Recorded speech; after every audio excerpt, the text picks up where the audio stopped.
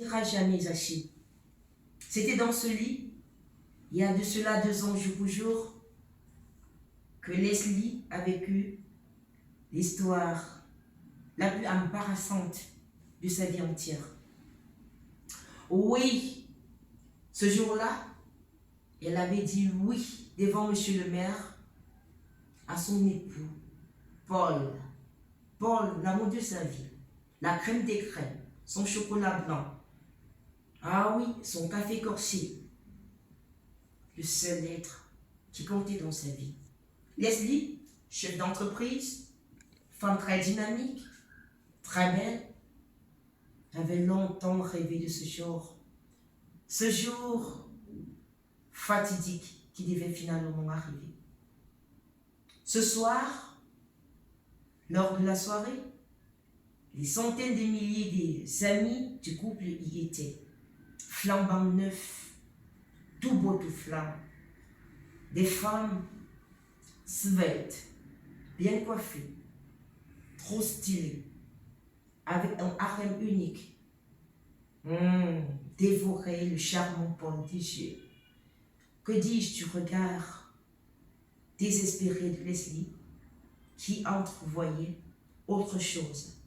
Son époux, très amoureux, très engagé, très fier de la soirée, lui a dit: ma chérie, bientôt 2 heures du matin, nous sommes fatigués.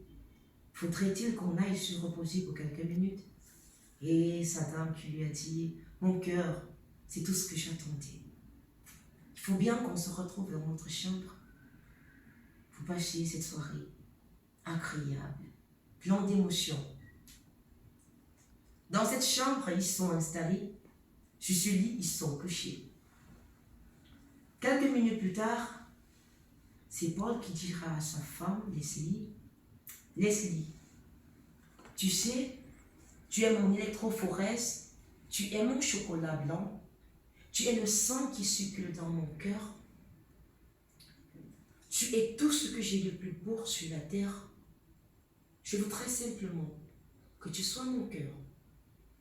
Je voudrais que tu sois le lit et moi ta couverture.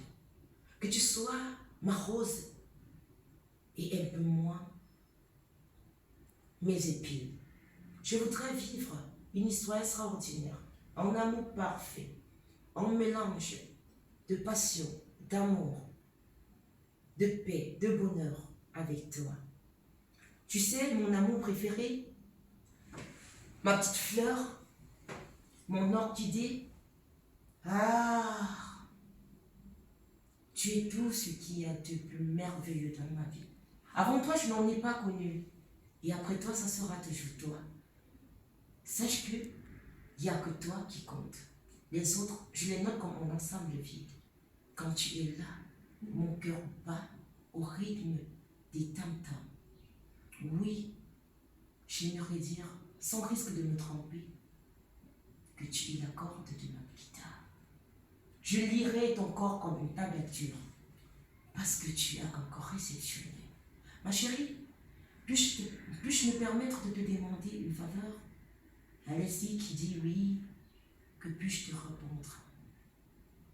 Tout ce que tu veux, je te l'offrirai. Ta volonté sera toujours des autres. Et Paul lui a dit: mon cœur, mon bébé, je voudrais faire un tour en salle. Je vais aller voir des amis pour leur dire au revoir. Leslie a dit à son époux: chérie, parle-moi au creux de l'oreille. Je veux t'entendre me dire quelque chose de plus profond. Paul s'est rapproché au creux de l'oreille de sa femme. Il lui a dit combien de fois il aimait. Oh oui, comme toute bonne femme, elle aime entendre ses mots. Paul est parti à tire d'elle. Il est rentré en salle. Est-ce que Leslie pouvait imaginer que c'était le début de tous ses problèmes? Il est parti. Il est parti comme un train pour la gare. Mais jamais il ne rentrera. Elle a attendu jusqu'à 8 heures du matin, Paul n'y était pas. À 12 heures, elle est sortie. Tout l'hôtel était vide. On n'avait pas les traces de Paul. Il était parti. Où était parti Paul? Personne ne sait. Ce téléphone ne passe pas. Elle appelle la famille. Tout le monde est éberlué. On sait que Paul était en salle. On a passé toute une journée à chercher Paul.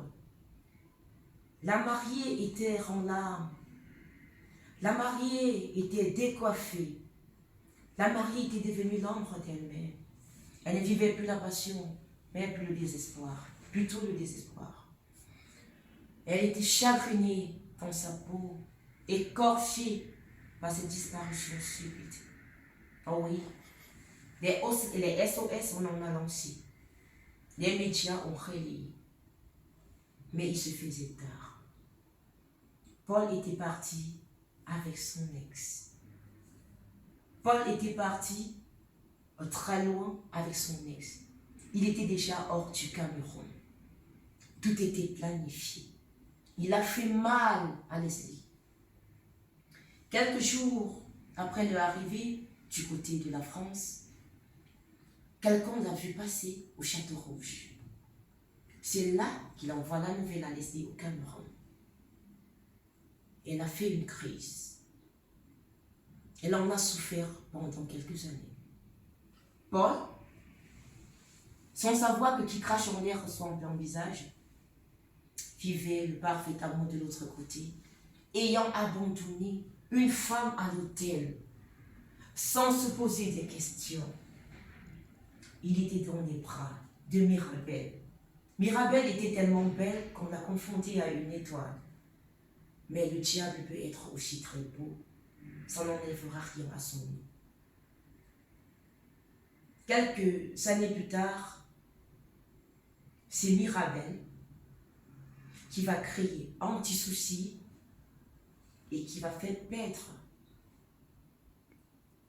le petit ton d'amour, d'estime qu'elle avait envers Paul pour reconstruire autre chose. Paul a perdu ses papiers. Il est devenu un clochard en France. Il n'a plus de maison. Il n'a plus rien. Pas un radis. Un sans-papier qui a abandonné sa femme. Quand les hommes sont ce qu'ils sont, il s'est souvenu qu'il avait une femme qu'il aimait beaucoup, qui était chef d'entreprise. Il est revenu par des messages lui dire: ma chère Leslie, je reconnais ta voix fait mal. Je reconnais ta voix abandonnée. Je reconnais que je t'ai délaissée. Je reconnais que je t'ai marginalisée. Mais s'il te plaît, je vous félicite. Pardonne-moi. Ce fut une erreur et j'ai envie de payer. J'ai déjà très mal payé. Mais actuellement, je voudrais refaire ma vie avec toi. Oui, s'il te plaît. Je sais que tu m'aimais plus que je ne t'aimais. Mais aujourd'hui, je t'aime plus que tu me m'aimes. Permets-moi d'entrer dans ta vie. Leslie lui a dit: je ne saurais être méchante envers un homme que j'ai aimé, que j'ai épousé, que j'ai adulé, que j'ai idolâtré. Je t'achèterai le billet d'avion, je te ferai revenir au Cameroun. Il est revenu au Cameroun. Leslie l'a pris et lui a dit: dans la vie, le plus important, c'est pas de courir, mais c'est d'y arriver. Je vivrai avec toi si tu le veux bien, mais cette fois-là, ça sera sans amour. Je t'ai aimé il y a quelques poussières d'années. Aujourd'hui, je t'estime mais je ne t'aime pas. C'est à toi de voir. Le monsieur, n'ayant pas un copain, était obligé de valider l'unique proposition. Ils sont mis ensemble. Leslie était devenue une autre personne. Une femme totalement déchiquetée. Une femme dépendante de la drogue. Une femme